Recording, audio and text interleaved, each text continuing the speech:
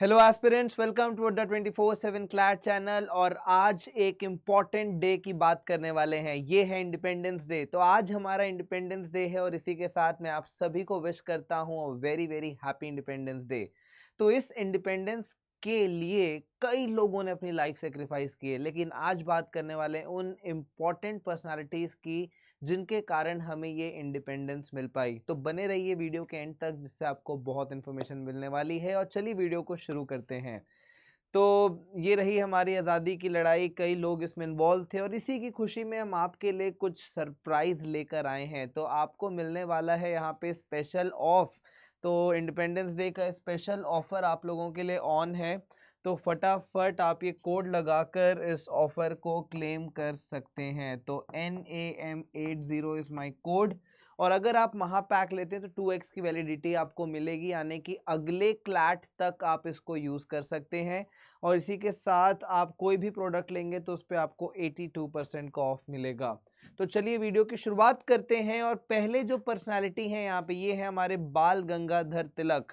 तो इनका जन्म हुआ था 1856 में और 1920 में ये शरीर को छोड़ दिए। और इनका काफ़ी ज़्यादा इम्पोर्टेंट रोल रहा इस पूरे इतिहास में। तो बात हो रही है 1890 से। तो ये काफ़ी नेशनलिस्ट पर्सनालिटी के व्यक्ति थे और इन्होंने जो इंडियन नेशनल कांग्रेस ज्वाइन की, गजब का उसमें इनका रोल रहा।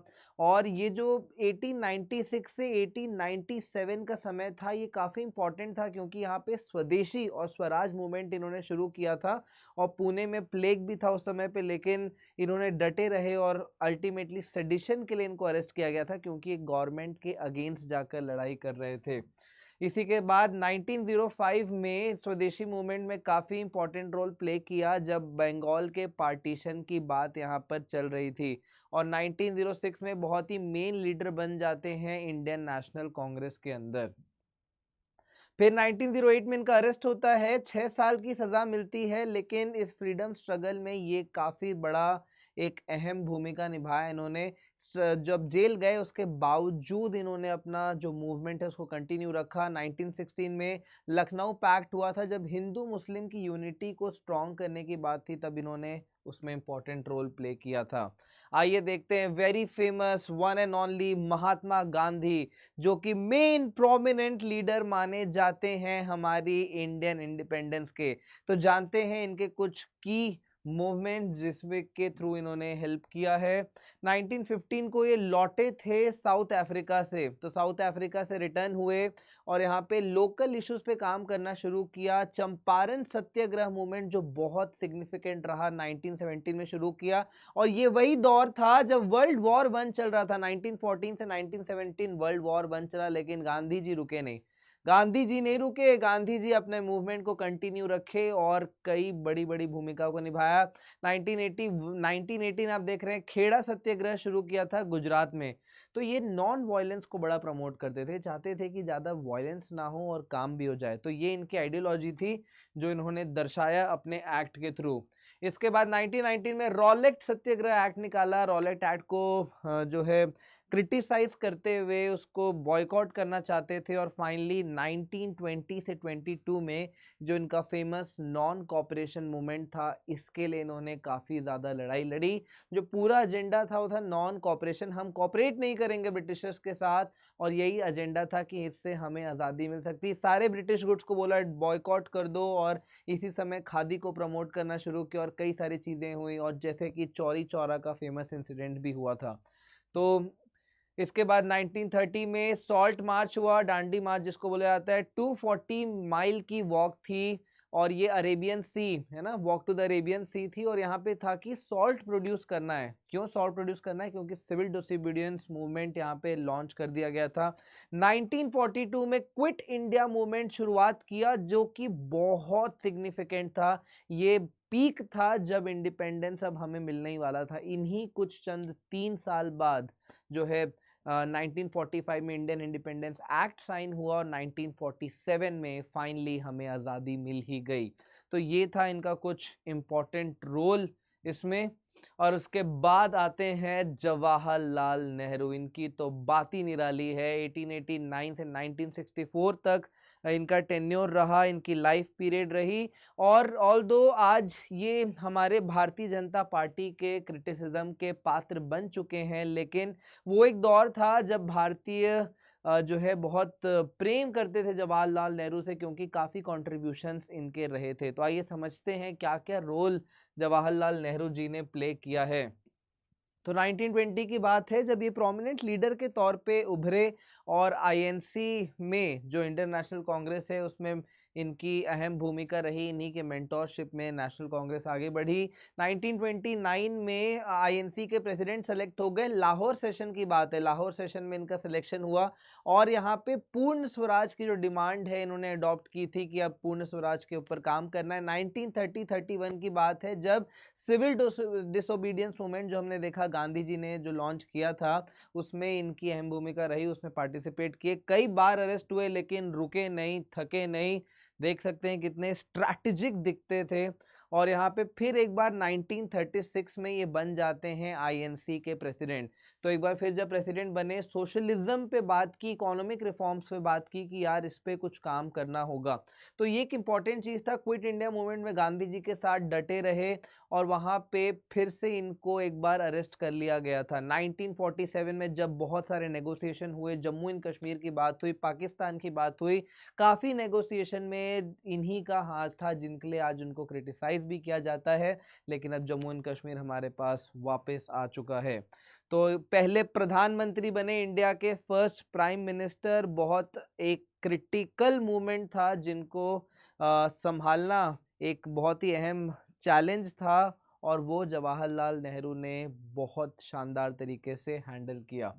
आइए बढ़ते हैं आगे। और सुभाष चंद्र बोस, सुभाष चंद्र बोस एक ऐसा नाम जो हर भारतीय नागरिक, हर भारतीय बच्चा अच्छे अच्छे से जानता है। इनकी वीरता की कहानी तो बहुत अलग है और इनके लिए एक अलग से हम वीडियो बना के लाएंगे कि कैसे सुभाष चंद्र बोस ने एक बहुत अहम भूमिका निभाई पूरे इंडियन इंडिपेंडेंस के लिए। तो आइए समझते हैं ब्रीफ में। तो 1920 से 1930 का समय था जब यही दौरान था जब हमने देखा कि जवाहरलाल नेहरू आए थे कांग्रेस में, तब इनका भी आगमन हुआ। यही 10 साल का पीरियड था जब इंडियन नेशनल कांग्रेस में जुड़कर ये बहुत अच्छा रोल प्ले किए, कलकत्ता के मेयर बने और काफ़ी सारी डेवलपमेंटल पॉलिसीज़ को निकाले। फिर 1938 में ये प्रेसिडेंट बन गए इंडियन नेशनल कांग्रेस के और कई सारे अप्रोचेस को इन्होंने अपनाया सो दैट हम इंडिपेंडेंस की ओर बढ़ सकें। तो ये थोड़े से मतलब फाइटिंग स्पिरिट के थे। मतलब जैसे हमने गांधी जी को देखा, नॉन कॉपरेशन मूवमेंट, साइलेंट रहना, ये थे एकदम तेज तर्रार। आर्मी को इन्होंने काफ़ी प्रमोट किया, काफ़ी आइडियाज़ दिए, काफ़ी पॉलिसीज़ बनाई। तो इनका इसमें काफ़ी ज़्यादा रोल था। 1939 में फिर से इलेक्ट होते हैं एज आईएनसी प्रेसिडेंट और इन्होंने एक जो है यहाँ पे इन्होंने खुद का एक आगे क्रिएट किया, रिज़ाइन किया, राइट। अब 1941 में घर से भाग गए, जर्मनी ट्रैवल किया, जापान ट्रैवल किया, इंडिया के इंडिपेंडेंस के लिए सपोर्ट मांगे कि आगे आना चाहिए बाकी कंट्रीज को भी सपोर्ट देने के लिए। फिर से एक इनको Indian army, Indian national army का चार्ज बनाया गया और इन्होंने प्रोविजनल गवर्नमेंट फॉर्म की फ्री इंडिया की। प्रोविजनल मतलब टेम्पररी। 1944 का समय था, आईएनए को लीड किया इन्होंने, कई सारे मिलिट्री कैंपेन्स निकाले बर्मा में, नॉर्थ ईस्टर्न में। तो दोनों जगह नॉर्थ ईस्टर्न में जो हमारा आज देख रहे हैं कि बांग्लादेश की जो इशू है वो हमारे नॉर्थ ईस्टर्न एरिया से लगा है, तो उस समय भी कहीं ना कहीं इशू था बर्मा पे, ये बॉर्डर पे। तो यहाँ पे इनका रोल बहुत इम्पॉर्टेंट रहा कि कैसे, क्योंकि ये बंगाल से थे तो वो जो एरिया था पूरा ईस्ट का उन्होंने यहाँ पे बहुत शानदार तरीके से मैनेज किया। और यहाँ पे 1945 में माना जाता है कि ये एक प्लेन क्रैश में मारे गए थे, एक प्लेन क्रैश में मारे गए थे, लेकिन ये मिस्ट्री है और इस पे हम अलग से एक बारी चर्चा करेंगे। आइए बात करते हैं आयरन मैन ऑफ इंडिया की। आयरन मैन ऑफ इंडिया रहे हैं ये और हमारे प्रिय सरदार वल्लभ भाई पटेल। 1875 से 1915 की लाइफ स्पैन रही, शानदार कंट्रीब्यूशन रहा इंडिया के इंडिपेंडेंस में, बहुत सारी अहम भूमिका निभाई। और 1920 की बात है कि ये गांधी जी के करीबी बने, क्लोज एसोसिएट बनकर निकले और बरदोली सत्याग्रह में इन्होंने पार्ट लिया था 1928 में। उसके बाद जो गांधी इरविन पैक्ट हुए थे 1931 में, उसमें काफ़ी अहम भूमिका निभाई। उस जो नेगोशिएशन के पार्ट बने और गांधी जी को बहुत ही क्लोजली असिस्ट किया। 1937 से 1939 जो है काफ़ी लीडिंग पोजीशन में रहे आईएनसी में, काफ़ी ज़्यादा इन्होंने मदद की पॉलिसी बनाने में। और ये जो था एक ऑटोनॉमी का पीरियड था, तो यहाँ पे एक अहम भूमिका निभाने का मतलब ये था कि कई सारी पॉलिसीज़ में से हमने देखा जवाहरलाल नेहरू इसी पीरियड में थे, सुभाष चंद्र बोस थे, तो काफ़ी बड़े-बड़े जब लीडर्स एक साथ काम किए हैं, तो उसमें इतने सारे जो इनपुट्स आए हैं, उसी का आज नतीजा है कि हमें इंडिपेंडेंस मिला। क्विट इंडिया मूवमेंट को लीड कर रहे थे और यही एक समय था जब जवाहरलाल नेहरू के साथ ये भी अरेस्ट हुए थे। ये 1942 का ही समय था जब क्विट इंडिया मूवमेंट में दोनों जन अरेस्ट हुए थे। 1947 में जो प्रिंसली स्टेट को रीयूनाइट करने की बात हुई, उसमें इनकी भूमिका बहुत अहम रही, काफ़ी मेजर रोल प्ले किया जब रीयूनिटी की बात आई थी। उसी के साथ-साथ 1947 से लेके 1950 तक पहले डिप्यूटी प्राइम मिनिस्टर बने। पहले प्राइम मिनिस्टर थे जवाहरलाल नेहरू और ये बने डिप्यूटी प्राइम मिनिस्टर, और मिनिस्ट्री ऑफ होम अफेयर्स भी इन्हीं के पास थी, जो आज हमारे श्री अमित शाह जी के पास है। तो काफ़ी इम्पोर्टेंट रोल प्ले किया इन 3 सालों में भी, कई सारी पॉलिसीज़ बनाई। कॉन्स्टिट्यूशन का फॉर्मेशन इसी समय पे हुआ। ये जो समय था 1949 में कॉन्स्टिट्यूशन जो है हमारा बन के तैयार हुआ। 26 जनवरी 1950 को हमारा कॉन्स्टिट्यूशन ऑफिशियली साइन हुआ, एडॉप्ट हुआ। तो बहुत अहम भूमिका थी, वही समय था जब हम जूझ रहे थे बेसिक चीज़ों को फॉर्म करने के लिए, तब इन लीडर्स ने सहारा दिया। तो बहुत इम्पोर्टेंट दिन है आज हम सभी के लिए। तो हम एक बार फिर आप सभी को इंडिपेंडेंस डे की बहुत सारी हार्दिक शुभकामनाएं, बधाइयाँ देते हैं। और ये आज एक दिन है कि हम इन सारे लीडर्स के बारे में सोचें, रिफ्लेक्ट करें और इन्हें एक ग्रैटिट्यूड के साथ थैंक्स बोलना बनता है। तो once again a very happy independence day to all of you from team Adda 24/7 CLAT. और आप बने रहिए हमारे साथ, हम आपके लिए ऐसे ही कंटेंट लेके आते रहेंगे। अगर वीडियो अच्छा लगा तो डेफिनेटली लाइक करिए, अपने फ्रेंड्स एंड फैमिली के साथ शेयर करिए एंड चैनल को सब्सक्राइब करना मत भूलिएगा। मैं मिलूंगा आपसे अगले वीडियो में। Thank you.